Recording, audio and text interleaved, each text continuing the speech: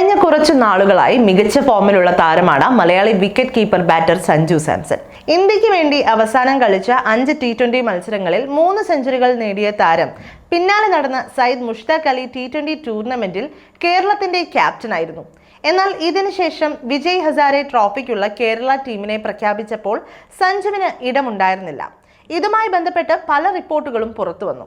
ഇപ്പോഴത്തെ വിജയ് ഹസാരെ ട്രോഫിയിൽ കളിക്കാനുള്ള താല്പര്യം കേരള ക്രിക്കറ്റ് അസോസിയേഷനെ സഞ്ജു അറിയിച്ചതായി റിപ്പോർട്ടുകൾ എത്തിയിരിക്കുകയാണ്. ഇന്ത്യൻ എക്സ്പ്രസ് ആണ് ഇത് സംബന്ധിച്ച വാർത്ത പുറത്തുവിട്ടിരിക്കുന്നത്. നേരത്തെ വിജയ് ഹസാരെ ട്രോഫിക്കുള്ള കേരള ടീമിൽ നിന്ന് സഞ്ജു തഴയപ്പെട്ടത് ക്രിക്കറ്റ് ലോകത്തെ മുഴുവൻ ഞെട്ടിച്ചിരുന്നു.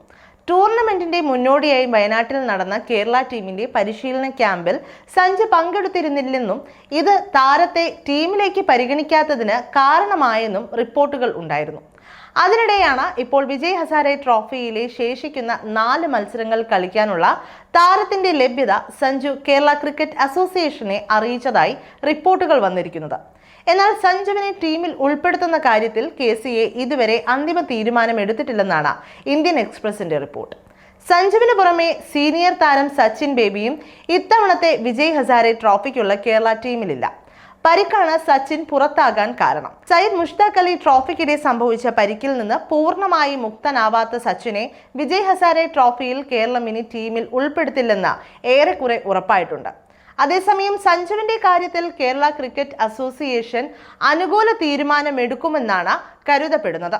സഞ്ജു ഇല്ലാതെ ഇറങ്ങിയ ആദ്യ 2 കളികളിൽ ഒന്നിൽ കേരളം പരാജയപ്പെട്ടപ്പോൾ ഒരെണ്ണത്തിൽ മഴ മൂലം ഫലമുണ്ടായില്ല.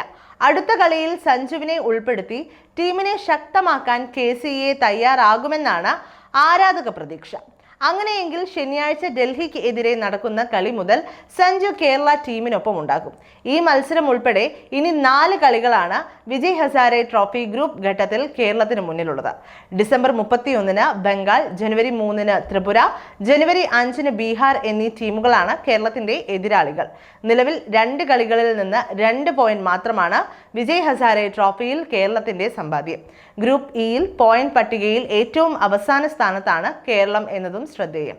ലിസ്റ്റ് എ ക്രിക്കറ്റിൽ കേരളത്തിന്റെ ഉയർന്ന റൺ വേട്ടക്കാരിൽ 3-ാം സ്ഥാനത്താണ് സഞ്ജു. ലിസ്റ്റ് എ ക്രിക്കറ്റിൽ മൊത്തം 128 കളികളിൽ 3487 റൺസാണ് സഞ്ജുവിന്റെ സമ്പാദ്യം. അവസാനമായി സഞ്ജു ഒരു 50 ഓവർ മത്സരം കളിച്ചത് ഇന്ത്യൻ ജേഴ്സിയിലാണ്. 2023 ഡിസംബറിൽ ദക്ഷിണാഫ്രിക്കയ്ക്ക് എതിരായ 3-ാം ഏകദിനമായിരുന്നു അത്.